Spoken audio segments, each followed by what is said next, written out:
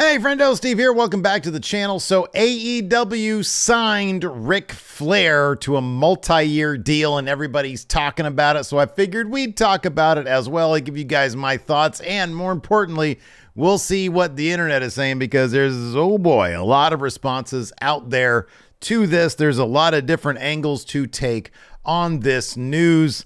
But first, the actual press release that AEW sent out. Ric Flair did, I think he got the actual graphic was on All Elite's Twitter. Somebody else did. I don't know who did it, but it was on there. I saw it. The actual press release reads this. AEW CEO Tony Khan today announced a multi-year deal with Hall of Famer Nature Boy Ric Flair, who surprised fans in attendance and viewers at home during last Wednesday's AEW Dynamite show in Philadelphia, marking his historic return to TBS by appearing as Khan's special gift for the icon Sting. Flair's AEW debut comes on the heels of his longtime friend Sting impending retirement. Blah, blah, blah. Ric Flair had said, hey, Sting, I'm going to be along with you for the ride until March at Revolution, or February, whenever Revolution is. And then and we figured, okay, he's going to show up a couple times. He'll be in Sting's corner for his last match, and then that'll be it. Although I will guarantee you that Ric Flair is probably backstage trying to politic his way into said match, but that's neither here nor there. I'm not going to speculate on that, or if we'll get another Ric Flair match after the debacle that was literally the worst match of last year. I don't think there was a worse high-profile match than Ric Flair's last match. In fact, I'd go so far as to say it's the worst high-profile match probably the last 5 years, maybe even going back further. He literally fell asleep during the match. And when I say fall asleep, I don't really know if he said he fell asleep, but it could have been passed out. I don't think those are the same things.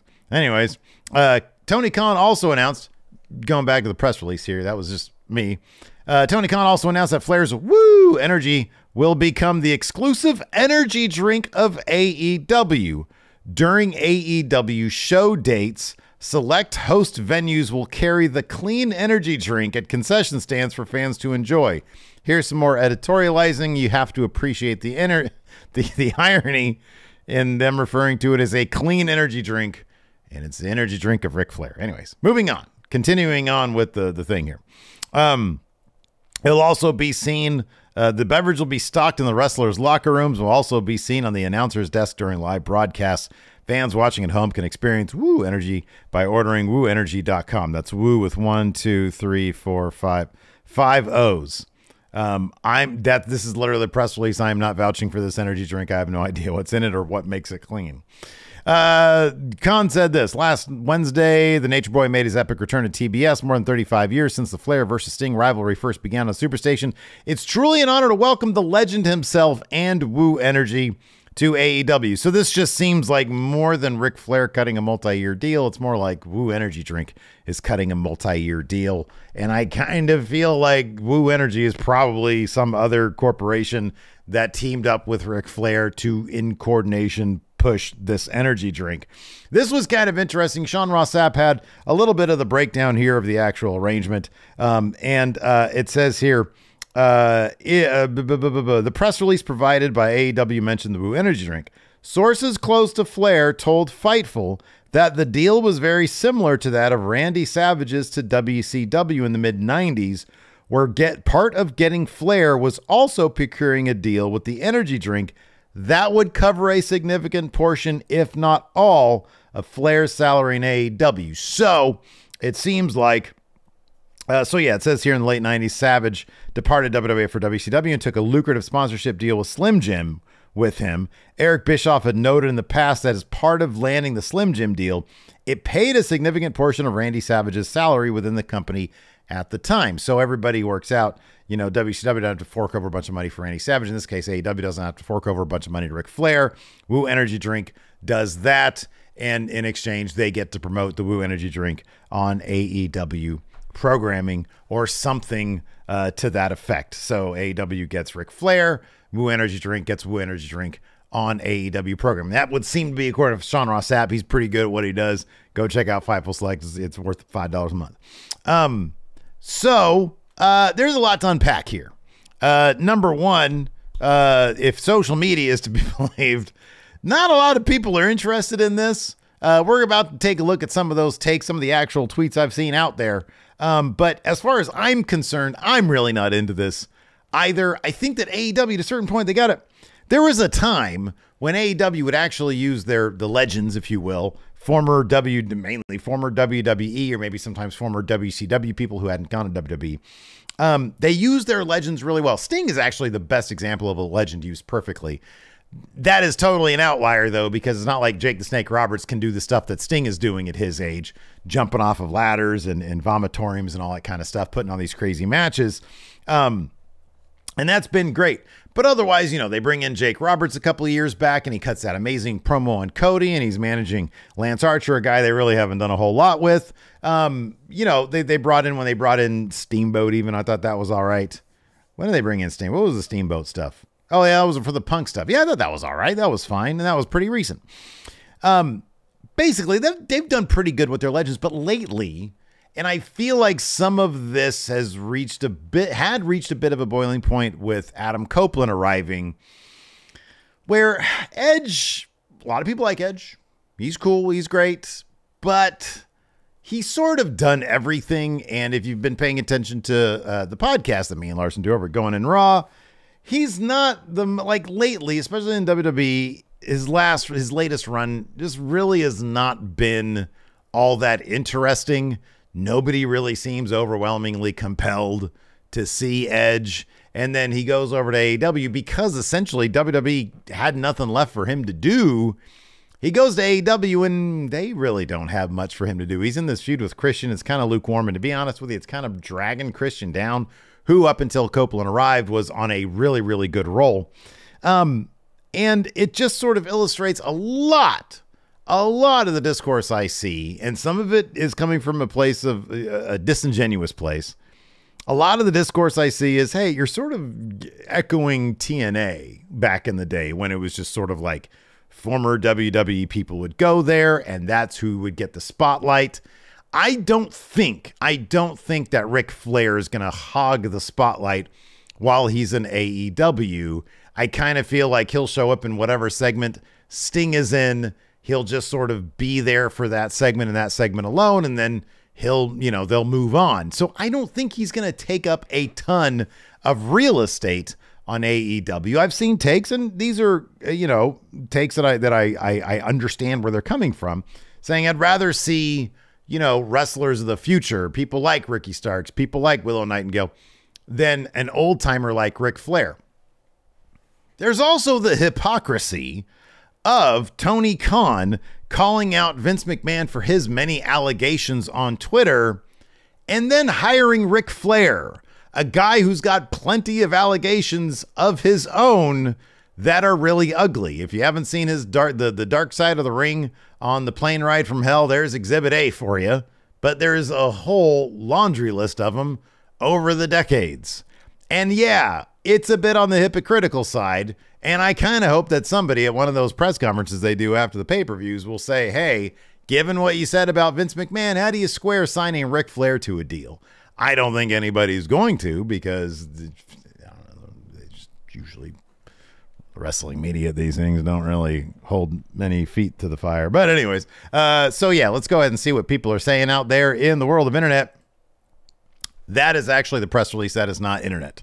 It is internet. It's not the internet I want. Here it is. So here's the actual announcement from AEW. Wrestling legend Ric Flair signs multi-year deal. This is just a link to the actual announcement. So let's go down here. View quotes. This is what we want to do. Let's see here. Omega Man X44.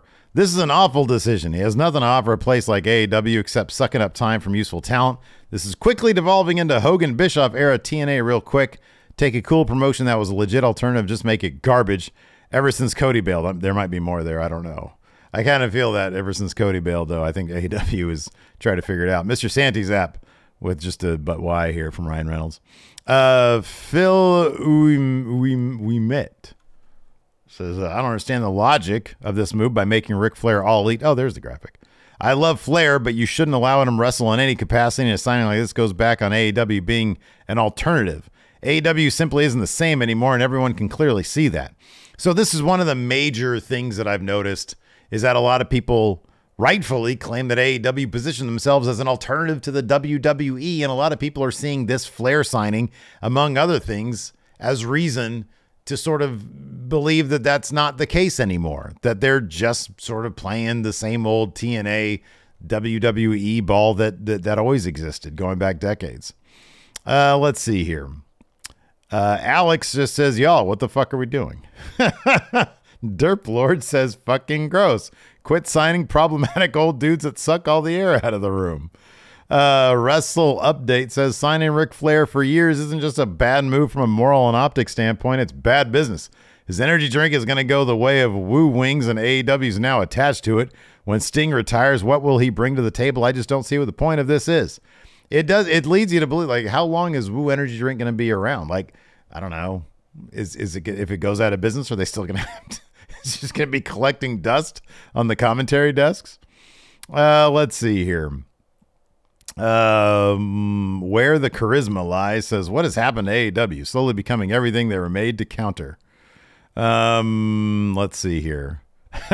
Alex Abrahantes, the Alex Abrahantes says, welcome to AEW, Nate. Rana says, they need to let this man retire.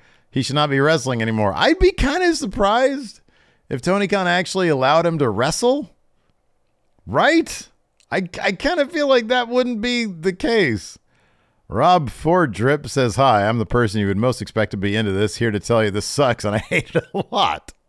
Awfully Waffly says, oh, get fucked. Benno says, Jacksonville Dixie actively buying himself L's at this point. Wow, that's a loaded one. Oh, here we go. Craig Williams says, remember when the AEW EVPs were heavily promoting AEW as the antidote to the evil empire? Talk of youth, pay parity, and benefits. That one is actually untrue. There was like talk of benefits, but everybody at the time in AEW was very careful to say, we're not doing benefits, but it's something that we'd like to address down the line. But I guess he says talk of youth, pay parity, and benefits, unlike what the WWE were doing. Now they're signing alleged abusers, one that adds zero value, not that that should matter. Christine here says, you know I'm an AEW shill, but this is a no for me, dog. Let's see here.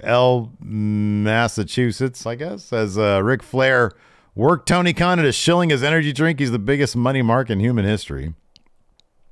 Let's see. Yeah, there's a lot of negativity here because I just don't know what the upside is. Oh, here's another good point, actually. Lizzie says, Tony Khan banning Hulk Hogan from AEW shows but welcoming in wrestling scumbag number 2 with open arms is nasty work. What a hypocrite. When it sort of benefits Tony Khan, he'll say stuff like that. And then when it benefits him, he'll look the other way on things. Hunch says, it feels like Tony Khan has lost the plot recently. His behavior and the way he's acted has been incredibly odd in the last few months, and this signing just tops it off. I remember the days when Tony Khan used to listen to the fans. He just doesn't give an F about us anymore. Wow. Yeah. Well, let's see here.